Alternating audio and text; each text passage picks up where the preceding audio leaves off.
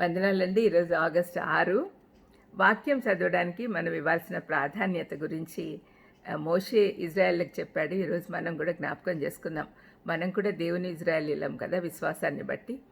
ద్వితీయోపదేశకాండం 17:22లో తాను బ్రతుకు దినములన్నిటను ఆ గ్రంథమును చదువుచుండవలెను. దేవుని యందు భయభక్తులు కలిగి ఉండుట కొరకు ధర్మశాస్త్రంను దాని కట్టడలను అనునిత్యము చదువుచుండాలని మోషే ఇజ్రాయెల్ ప్రజలకు చెప్పాడు. ఇప్పుడు దేవుని దయ వల్ల క్రీస్తు అయి ఉన్న వాక్యం మన చేతిలో ఉంది కాబట్టి దాన్ని దివారాత్రములు ధ్యానించుతూ ఉండవలెను అని కీర్తనకారుడు 1:2లో చెప్పాడు. ఆ విధంగా చేసిన వారు ధన్యులు అని చెప్పాడు. దేవుని వాక్యం అనుదినము చదివి ధ్యానించుటకు ప్రాధాన్యత ఎందుకు ఇవ్వాలో కొన్ని కారణాలు మీకు చూపిస్తాను. 1, బైబిల్ సత్యానికి ఆధారం. యోహాను 8:32లో యేసుప్రభు ఏం చెప్పాడు? సత్యం మిమ్మల్ని స్వతంత్రులుగా చేయును.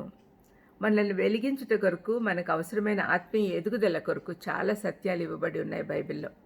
బైబిల్లో చాలా ప్రాధాన్యత వహించాలి మన జీవితంలో. 2వది, విధేయత చూపించడం వల్ల మనం పొందుకునే దేవుని ఆశీర్వాదాలకు మూలము బైబిల్. విధేయత కలిగి ఉండాలంటే దేవుని ఆజ్ఞలు పాటించాలి, దేవుని చిత్తం నెరవేర్చాలి. అవి తెలుసుకోవాలంటే మనం బైబిల్ చదవాలి. దేవుని వాక్యం విని దాన్ని గైకొని వారు ధన్యులు అని యేసుప్రభు స్వయంగా చెప్పాడు. 3వది, విజయానికి మూలం బైబిల్. దేవుని వాక్యము రెండంచులు గల ఆత్మ ఖడ్గముగా మనం ఆత్మీయ పోరాటంలో విజయాన్ని ఇస్తుంది అని ఎఫ్సి పత్రిక 6:17లో చెప్పబడింది. అపవాదిని ఎదిరించడానికి కూడా ప్రభువు కూడా వాక్యాన్ని వాడాడు. మత్తయి 4లో మనం చూస్తాం. 4వది, బైబిల్ ఆత్మీయ ఎదుగుదలకు ఆధారం.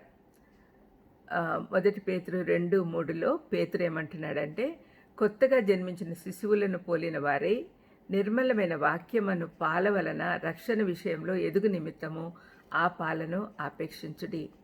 చిన్నపిల్లలు ఏ విధంగా పాల కోసము ఎదురు చూస్తూ ఉంటారో అదేవిధంగా మనం కూడా ఆత్మీయంగా ఎదగడానికి వాక్యం అనే పాలను మనము ఆపేక్షించాలి అని పేతురు అంటున్నాడు.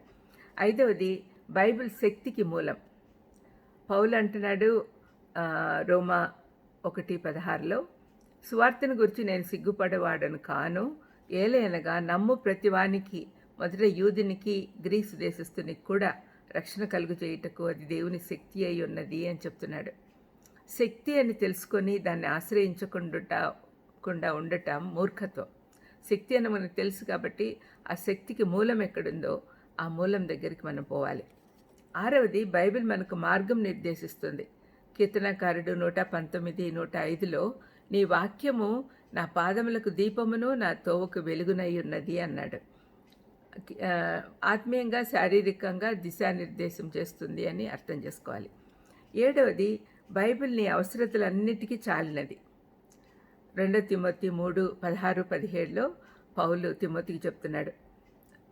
తిమోతి పాస్టర్గా ఉంటున్నాడు, ఆత్మీయ కుమారుడు పౌలుకు.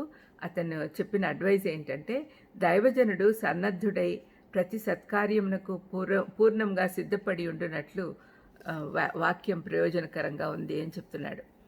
అందుకని వాక్యం చాలా ఇంపార్టెంట్. అందరం కూడా చదువుతున్నాం అనుకుంటున్నాం కానీ ప్రతి దినము ఆపేక్షించుచు దాన్ని చదివి అర్థం చేసుకొని ధ్యానించి మన జీవితాల్లో అన్వయించుకోవాలని మనం ఆశపడాలి. ప్రార్థన చేసుకుందాం. దయామేడ, వాక్యం విని పెట్టడం కాకుండా అర్థం చేసుకొని అన్వయించుకునేది నేర్పించమని యేసుక్రీస్తు నామమున వేడుకొంచున్నాం తండ్రి. ఆమేన్. God bless you.